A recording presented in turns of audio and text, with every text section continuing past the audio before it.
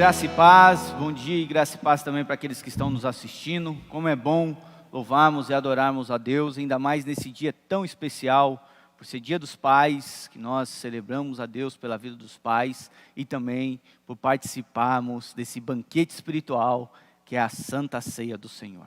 Por gentileza, abra sua Bíblia na carta que Paulo escreveu aos Colossenses, capítulo 1, nós vamos ler do versículo 1 ao versículo de número 8. Enquanto você abre em Colossenses 1, de 1 a 8, eu quero dar 2 recadinhos. Sexta-feira agora, nós vamos ter um evento muito bacana, que vai ser transmitido pelo YouTube, para toda a mocidade da nossa igreja, juventude da nossa igreja. Os jovens mais vão estar fazendo um culto, e o tema é o Espírito Santo em nós. Nós vamos falar da ação do Espírito Santo. Então vai ser um culto bem dinâmico, voltado para a juventude da nossa igreja. É uma sexta-feira. Você pode colocar na sua agenda os jovens da nossa UMP, UPA, todos, para participar. Então, sexta-feira, 19h30. E no dia 21, que também é uma sexta-feira, nosso MIFAC, Ministério de Família Cristã, da nossa igreja, vai estar também fazendo uma programação especial. Nós vamos celebrar a família em tempos de pandemia. Então, nós temos visto muita dificuldade, muitas palavras duras contra a família, mas o MIFAC vai estar fazendo um culto também, transmitido pelo YouTube. Você põe aí na sua agenda, e onde nós vamos celebrar, nós vamos falar da bênção de Deus, que é ter uma família e participar de uma família. Todos vocês estão convidados para estar essas 2 datas aí conosco. Amém? Colossenses capítulo 1, versículos de 1 a 8. Diz assim a palavra do Senhor. Paulo, apóstolo de Cristo Jesus, por vontade de Deus, e o irmão Timóteo, aos santos e fiéis irmãos em Cristo, que se encontram em Colossos, graça e paz a vós outros, da parte de Deus nosso Pai. Damos sempre graças a Deus, Pai de nosso Senhor Jesus Cristo, quando oramos por vós, desde que ouvimos da vossa fé em Cristo Jesus e do amor que tendes para com todos os santos, por causa da esperança que vos está preservada nos céus, da qual antes ouvistes pela palavra da verdade do Evangelho, que chegou até vós, como também em todo o mundo, está produzindo fruto e crescendo. Tal acontece entre vós, desde o dia em que ouvistes e entendestes a graça de Deus na verdade, segundo fostes instruídos por Epáfras, nosso amado conservo, e quanto a vós outros, fiel ministro de Cristo, o qual também nos relatou do amor no Espírito. Oremos. Senhor Deus e Pai Todo-Poderoso, Criador dos céus e da terra, nosso louvor, a nossa gratidão ao Senhor, pela manifestação do Seu Espírito em nosso meio.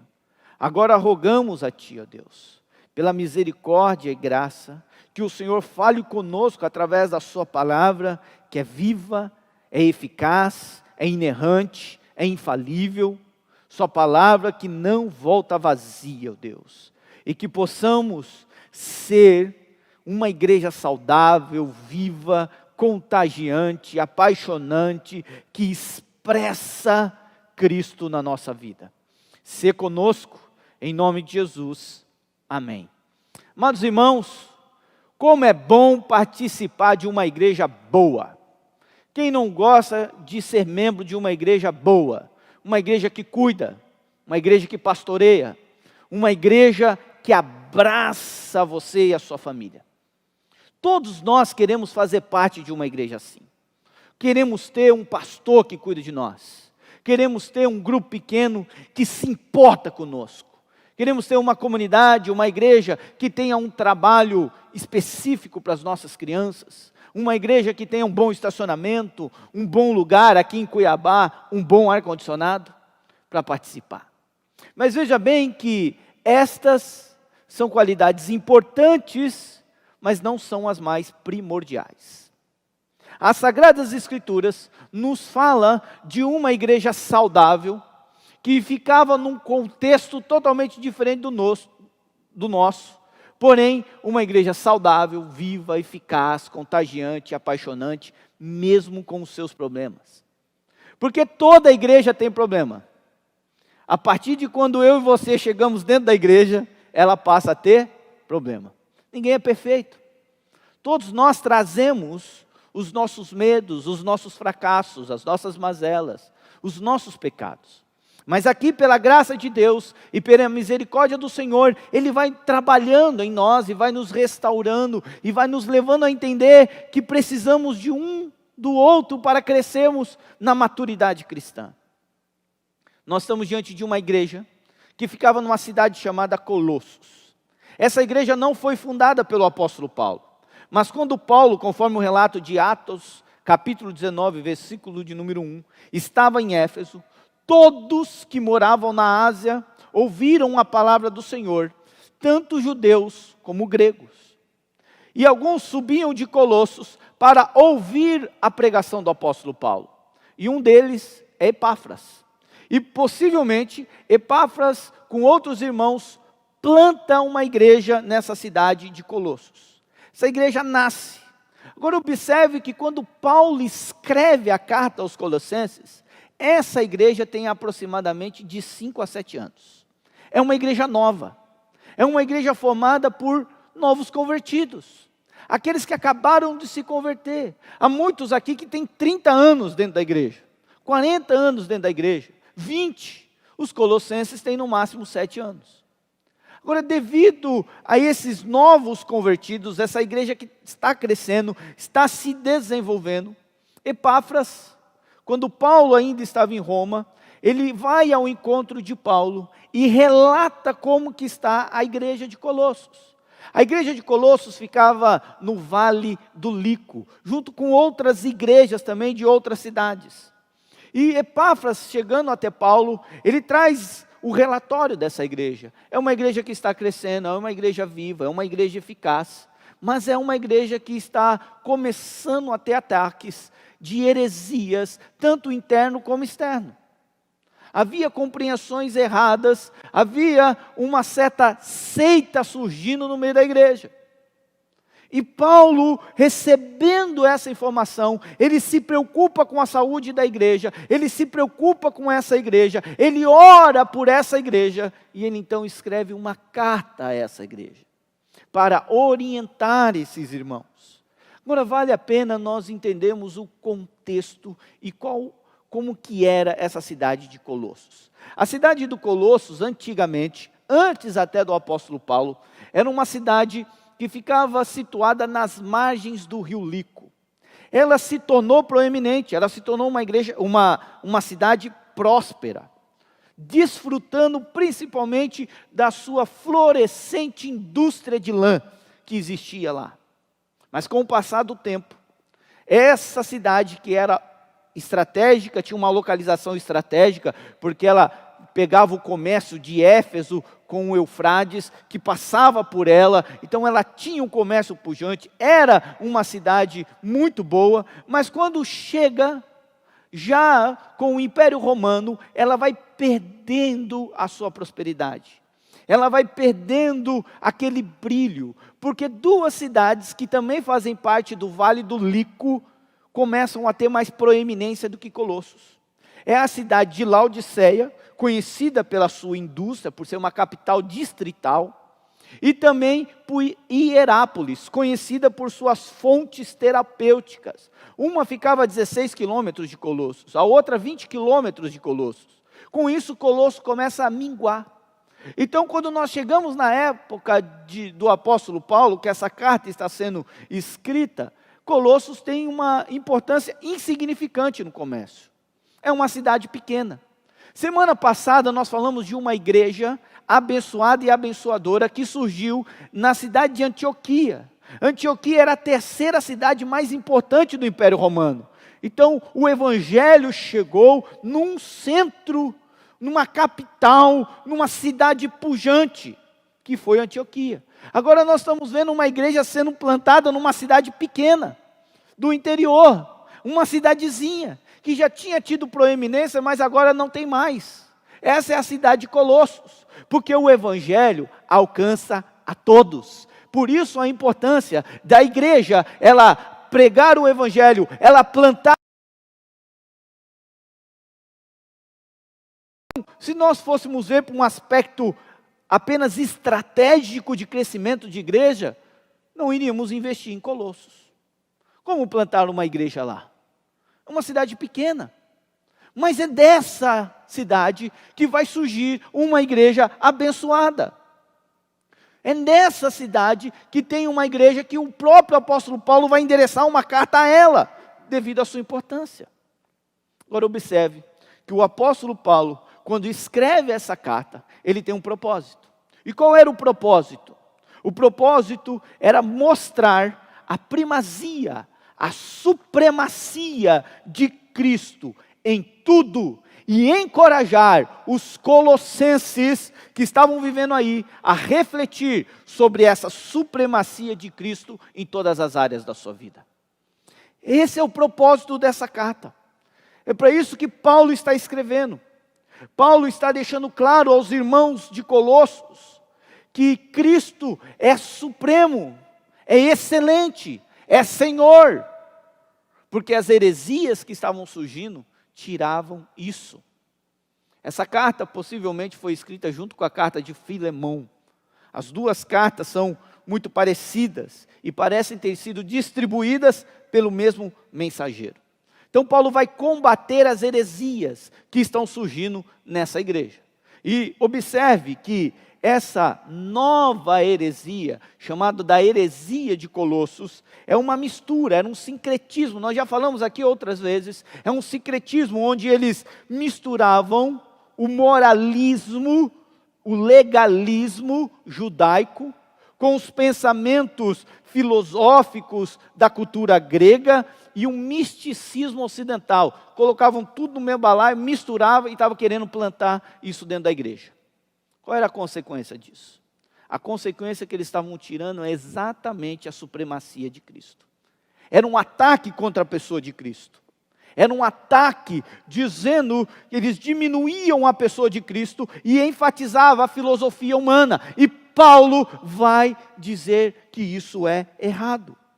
Então é por causa dessa heresia em Colossos que Paulo vai enfatizar a pessoa de Cristo.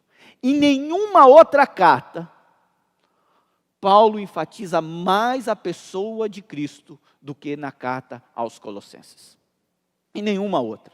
Agora, além de Paulo trabalhar, principalmente esse combate às heresias, Paulo ele exalta algumas pessoas que são importantes para ele, que fazem parte da sua vida, do seu ministério, que estão nessa igreja. O primeiro, nós já vimos, é Epáfras. Epáfras tem um contato com o apóstolo Paulo. É mencionado que ele estava junto com o apóstolo Paulo na carta que Paulo escreveu a Filemão, o versículo 1 e 2. Epáfras era um ajudador. Epáfras era um companheiro. Ele foi fundador das igrejas do Vale Lico, conforme Colossenses 1:7. Epáfras ele era trabalhador na obra do Senhor. E interessante, conforme Colossenses capítulo 4, versículo de número 12, você pode ler na sua Bíblia, ele era natural de Colossos. Ele era um de lá. Ele conhecia muito bem aquela região. Agora, Colossenses capítulo 4, versículo de número 12, também dá uma característica extremamente interessante de Epáfras. Diz que ele era servo de Cristo Jesus. Essa é a maior qualidade de um cristão. Ele estava disposto em servir o Rei dos Reis, Senhor dos Senhores. Ele é servo de Jesus Cristo. Prisioneiro com Paulo em Cristo Jesus, conforme diz Filemão, versículo de número 23. E ele era um ardoso trabalhador na obra do Senhor. Ele trabalhava. Colossenses capítulo 4, versículo de número 13, diz assim. E dele, de Epáfras, dou testemunho, de que muito se preocupa por vós, pelos de Laodiceia e pelos de Hierápolis. Esse é Epáfras. Incansável na obra do Senhor. Era vigilante em oração, fiel ao apóstolo Paulo, fiel ao Senhor, disposto a pagar o preço para fazer a obra do Senhor como um verdadeiro embaixador de Cristo. Então Paulo tinha um amigo na igreja de Colossos. Fora ele, Paulo tinha também outras pessoas importantes. Filemão, que ele escreveu a carta, que ele endereça uma carta a Filemão para tratar de Onésimo. E lá na casa de Filemão funcionava uma igreja, junto com provavelmente sua esposa Áfia e o seu filho Arquipo. Então eram irmãos que estavam dentro dessa igreja, que faziam parte de um círculo de amigos do apóstolo Paulo. O próprio Onésimo, que Paulo vai escrever a carta a Filemão, recomendando Onésimo, dizendo que Onésimo agora era um escravo que tinha fugido de Filemão, encontrou o evangelho através da vida de Paulo. Paulo agora quer que ele volte, e quer que Filemão o trate como, não mais como um escravo, mas como um irmão em Cristo Jesus. Então são amigos. Essa igreja, ela é importante para o apóstolo Paulo, ela nasceu através do poder do evangelho, ela está crescendo, ela é viva, é eficaz. O apóstolo Paulo tem amigos nessa igreja, mas ela está sofrendo ataques internos e externos. Agora observe o verso de número 1. Paulo diz assim, lá em Colossenses 1, Paulo, apóstolo de Cristo Jesus, por vontade de Deus, e o irmão Timóteo. Então Paulo, ele já se coloca aqui como um apóstolo de Deus, um apóstolo de Cristo Jesus. Apóstolo, o termo aqui significa enviado. Paulo está dizendo que ele foi enviado por Jesus, para escrever essa carta, para orientar esses irmãos. E observe que ele continua dizendo, isso não é da minha vontade, não é da vontade de Paulo, mas é da vontade de Deus. Ele foi escolhido pela vontade do Senhor, pela vontade de Deus. É Deus que chamou o apóstolo Paulo para o apostolado. É Deus que chamou Paulo para as viagens missionárias. É Deus, não é vontade humana, mas é a vontade de Deus que se cumpre nas nossas vidas. Então Paulo tem um claro entendimento de que tudo o que acontece na vida dele é vontade de Deus em Cristo Jesus. E quem está com ele? Timóteo, companheiro também do apóstolo Paulo. Paulo está ensinando esse jovem pastor, andando com ele, admoestando, exortando. E aí Paulo no versículo de número 2 diz, para quem ele está escrevendo essa carta? Para quem está sendo endereçada essa carta? Ele diz, aos santos. Aos santos. E a palavra santo aqui é importante a gente entender. Porque a palavra santo aqui não tem a ver com aquela pessoa que é ser colocada num pedestal e deve ser adorada. Não. Aqui é santo de separado.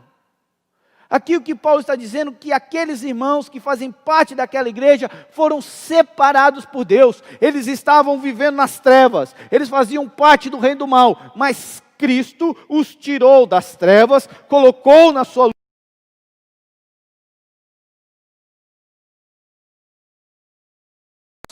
para que eles possam ser luz no meio das trevas. Esses são os santos. Essa é a nossa realidade em Cristo Jesus. Nós somos separados por Deus, nós somos chamados por Deus. Várias vezes eu já ouvi argumentos dizendo, pastor, eu não sou santo. Mentira, se você tem Jesus no seu coração, se converteu verdadeiramente, você é santo. Impossível dizer que é cristão e não ser santo, no sentido de separado. Isso não significa que nós não vamos pecar. Mas ele continua, Paulo diz, santos e fiéis irmãos. Observe essa expressão, fiel irmãos. Eles são fiéis irmãos em Cristo. Que Paulo está falando que esses que foram separados, agora fazem parte de uma família de irmãos, que são fiéis em Cristo. Tudo que temos está em Cristo. O cristianismo não é uma ilha solitária, mas converge nos relacionamentos desses santos. Então o perigo de nos isolar é muito grande, e devemos lutar contra o isolamento. Devemos ter irmãos em Cristo. Como é gostoso quando você encontra um irmão que ora por você e você desabafa. Conta para ele as suas lutas, as suas dificuldades. Ainda que ele não possa fazer nada humanamente, mas ele pode orar com você, ele te dá um abraço, ele está ali presente com você em oração. Como é bom! Isso faz parte de uma igreja saudável. E é assim que devemos ser. Agora, não devemos só nos esperar que os outros façam isso para nós. Nós também temos que fazer isso. Então, viver no meio da igreja, sermos uma igreja, não é ficarmos ilhados, não é ficarmos isolados. E muitos gostam de vir em uma igreja grande, porque senta no fundo da igreja, fica quietinho, sai, ninguém me viu. Não é cristianismo. A importância dos pequenos grupos, de nós nos relacionarmos, inclusive os nossos pequenos grupos agora estão voltando virtualmente, você pode fazer parte de um. É uma bênção do Senhor. Agora, continuando o versículo de número 2, Paulo diz assim: graça e paz. Duas palavras extremamente importantes, porque todo cristão santo, fiel em Cristo Jesus, precisa de graça. A graça é algo maravilhoso. A graça é o que gera em nós a fé. Romanos capítulo 5, capítulo 1, versículo de número 17. E Romanos capítulo 1, versículo de número 17, vai nos orientar que nós precisamos dessa graça. Por isso que Paulo faz questão. É uma saudação, ele diz graça. Porque pela graça somos salvos. Porque pela graça nós temos vida em Cristo Jesus. Tudo é mediante a graça. A graça é sinônimo de Jesus Cristo na nossa vida. Tudo que temos nós não merecemos, mas pela graça Ele nos deu. Graça é o que eu e você precisamos. É pela graça que somos salvos. E a outra palavra que Paulo sauda os irmãos de Colossos é paz. Essa paz é fruto da justificação, conforme diz Romanos 5:1. E lá em Romanos 8:1-2, Paulo explica que não há condenação para aqueles que estão em Cristo Jesus, porque eles têm paz. Essa paz não é ausência de lutas, de dificuldades, dos problemas da vida, mas é a certeza da nossa salvação em Cristo Jesus, que é incomparável maior com as lutas e as aflições que passamos nesse mundo. Então Paulo deseja isso, graça e paz sobre vocês, irmãos que estão em Colossos. Agora sim, a partir do versículo de número 3, nós vamos ver o elogio que Paulo faz a essa igreja. Paulo vai dar graças ao Senhor, versículo de número 3, damos sempre graças a Deus, Pai de nosso Senhor Jesus Cristo. Observe que ele cita Pai de nosso Senhor Jesus Cristo, falando da pessoa de Cristo, quando oramos por vós. Desde que ouvimos, o que ele ouviu? Primeira coisa que ele ouviu, da vossa fé. Então aqui nós temos a primeira marca de uma igreja saudável, uma igreja contagiante, uma igreja pujante, que eu e você devemos ter na nossa vida, é a fé. Esses irmãos, eles ouviram do poder do Evangelho, eles ouviram da ressurreição, da morte, do nosso Senhor Jesus Cristo, e eles creram no Evangelho. É o poder, o Evangelho é tão poderoso que ele quebra qualquer coração empedernido. O Evangelho é tão poderoso que quando ele chega na nossa vida, ele transforma a nossa vida, ele muda o nosso viver. E Paulo diz exatamente isso, a fé em Cristo. Aqui é uma clara constatação daqueles irmãos que eles mudaram de vida.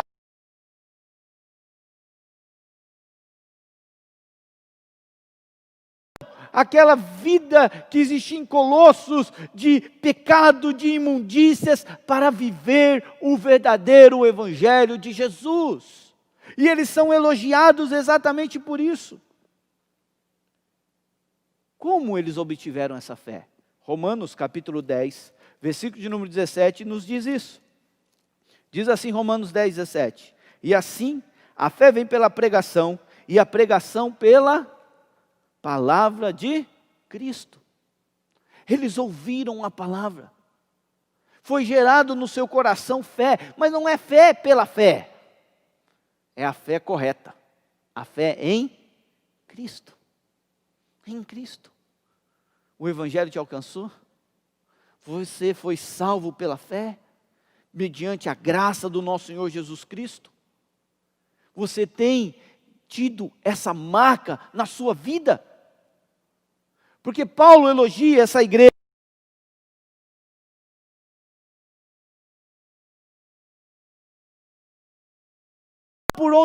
pelo meio por onde eles estavam se reunindo, ou porque eles tinham naquele momento. Paulo dá graças a Deus pela vida desses irmãos, pela conversão verdadeira, pela fé genuína em Cristo Jesus. Essa é a fé que tem que estar dentro do nosso coração. Nós vamos participar desse banquete espiritual que é a Santa Ceia, mas não podemos participar de qualquer jeito. Nós talvez estamos fazendo parte de um nicho da igreja que está presente dentro da igreja, mas o coração está distante do Senhor faz tempo. Irmãos que dizem que são de Cristo, mas não vivem o verdadeiro evangelho. Se somos uma igreja saudável, abençoada, generosa, contagiante, apaixonante, nós temos que viver pela fé em Cristo Jesus. É a verdadeira conversão. Paulo também elogia esses irmãos, continuando o versículo de número 4, ele diz: desde que ouvimos da vossa fé em Cristo Jesus e do amor que tende para com todos os santos. Segunda marca é a marca do amor.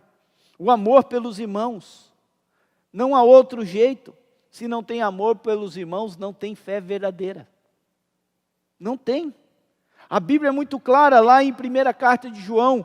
Vale a pena nós lermos esse texto, 1 João, capítulo 3, o versículo de número 14, capítulo 3, o versículo de número 14, diz assim: nós sabemos que já passamos da morte para a vida, porque amamos os irmãos. Aquele que não ama, permanece na morte. Então amar é uma qualidade daqueles que passaram para a vida, que agora se converteram, vivem a fé verdadeira. Agora observe o versículo de número 36 da primeira carta de João capítulo 3. Nisto conhecemos o amor que Cristo deu a sua vida por nós e devemos dar nossa vida pelos irmãos. Generosidade, graça. Talvez você tenha já falado para alguém ou mandado uma mensagem pelo WhatsApp dizendo: estou orando por você. O fato é, você orou realmente? Você intercedeu pelo seu irmão? Você o encorajou com a palavra do Senhor? Então, se nós queremos ser uma igreja saudável, precisamos demonstrar o amor uns pelos outros. E esse amor não é de palavras, mas é de ação, é graça. É misericórdia com uma dor do outro. É nos alegrarmos com quem está se alegrando. Porque chorar com quem está pior conosco, de certa maneira, é mais fácil. Agora, se alegrar com quem está melhor do que nós, é difícil. Pode gerar inveja no coração, cobiça. E temos que lutar contra tudo isso. E temos um amor verdadeiro. Paulo elogia essa igreja pelo amor entre os irmãos. Que Deus possa nos elogiar a Igreja Presbiteriana de Cuiabá, pelo amor entre os irmãos nessa pandemia. Amém? Terceiro lugar, terceira marca dessa igreja.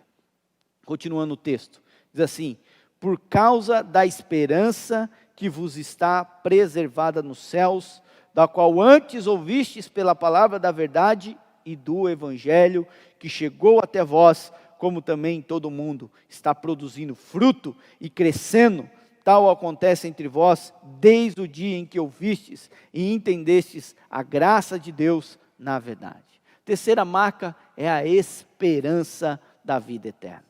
E interessante que a palavra grega aí para esperança é certeza. É certeza, por causa da certeza que vos está preservada nos céus. Que igreja abençoada. É uma igreja que tem a certeza de que a sua vida não se limita a essa terra, mas que ela vai ser uma igreja triunfante. O céu está preparado para ela. A esperança, essa certeza, é essencial para vivermos verdadeiramente o evangelho. Por isso, nessa manhã, se você está desanimado, se anime no Senhor. Se você está passando por luta, tenha certeza, esperança que no céu você não vai passar por essas lutas. E tenha certeza que se a sua esperança se limita apenas nessa terra, você é um triste homem. Agora, se a sua esperança está em Cristo Jesus e na eternidade, você vai passar pelas lutas, pelas dificuldades, sorrindo, dando glórias ao Senhor.